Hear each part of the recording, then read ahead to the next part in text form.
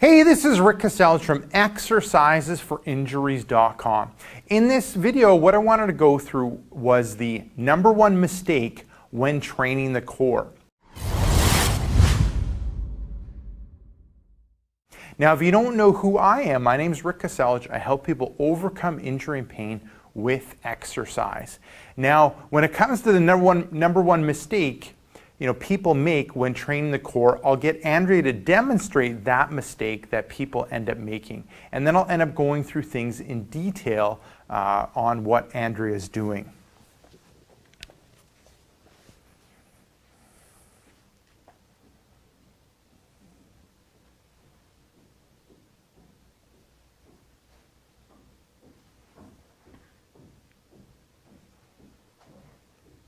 Perfect. So there you go. What Andrea ended up going through was a plank sequence. And a lot of people end up forgetting that the core ends up being three-dimensional and you need to train things in 3 dimensions.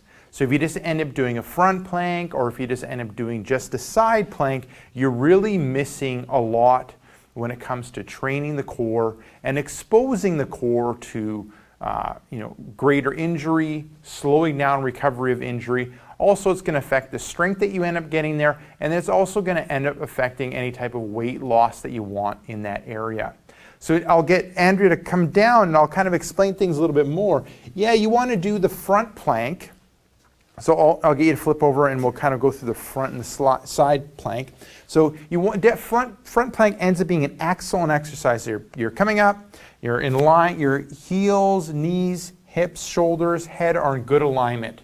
And you're tight throughout your whole body, and that's excellent. That ends up working the core in the front direction, and that's excellent. And then another great exercise ends up being the side plank. So I'll get you to go through the side plank. And so that ends up working excellent when it comes to challenging the core from the side. And I'll get you to relax.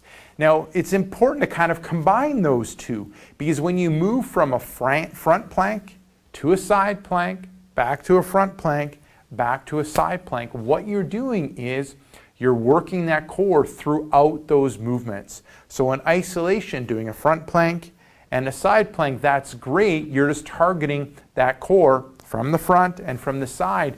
But when you transition between them, then you end up working the core throughout that whole movement, which is what you want. And you want to train and challenge that core in 3 dimensions. And so I'll get Andrea to demonstrate that, just going from like a front plank and then moving into that side plank. And I say start off with like a 1-2 second hold, back to the front plank, 1-2 second hold, and back to that side plank, 1, 2, and then back to the front. There you go. So make sure that you're ending up, front plank ends up being a real common exercise that people do. Side plank isn't as common, but you should definitely end up doing the side plank, and then also add that transition between the front and the side plank. You'll end up getting way more benefits by doing it.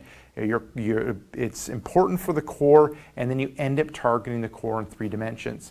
Now, one exercise I like doing that I don't see many people do, I'll get Andrea to demonstrate. We'll start with the front plank. I'm just going to comment on something. So we're in the front plank, going up into the front plank position. You're challenging the core from the front.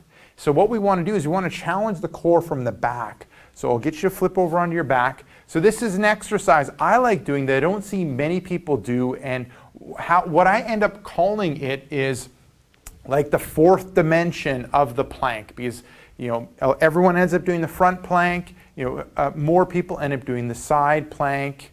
Not enough people go from side, front, side, and then rarely anyone does the 4th plank. So what you're doing is you're lying down, hands are to the side, you're going to push with your hands, try to prop your seat up, push your heels down. So what we're really working is we're working those hamstrings, we're working those glutes, we're working the abdominal area, we're working those muscles in the back, and then relax. So just like the front and the side plank, we're just kind of popping up for a second or two and then coming back down.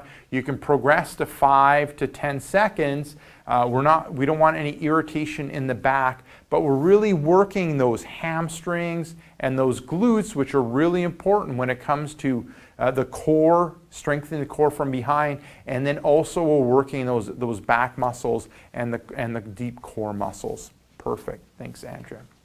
So there you go. Don't make that mistake when it comes to training the core. Don't just train the core in one direction.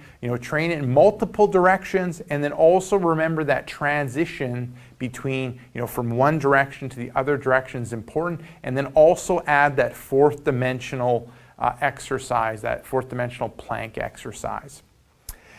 So this is Rick Kaselj from exercisesforinjuries.com. If you're looking for other exercises to help you with the pains that you suffer, what I recommend is you click this button right here.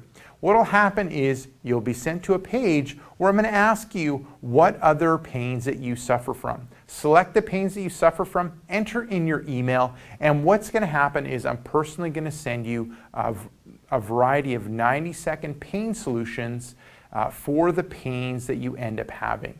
Now, if you're watching this video on a mobile device, head down below into the description area, click the first link, which will end up being exercisesforinjuries.com/free, and what will happen is you'll get taken to that page again. I'm going to ask you what pains that you suffer from, select those pains, enter in your email, and I'll personally send you solutions for those pains that you have, specifically 90-second pain solutions for those pains that you have. So there you go. This is Rick Kaselj from exercisesforinjuries.com. Make sure to swing by exercisesforinjuries.com. Enter in your injury or pain. There's a good chance of an article, video, or an interview that'll help you overcome your injury or pain. Now, secondly, if you're watching this on YouTube, head up above, hit subscribe. What that'll do is every couple days I get a video like this where I talk about tips and tricks on overcoming injury and pain. Now, lastly, head down below, hit like, and leave me a question or comment. So this is Rick Kaselj from exercisesforinjuries.com.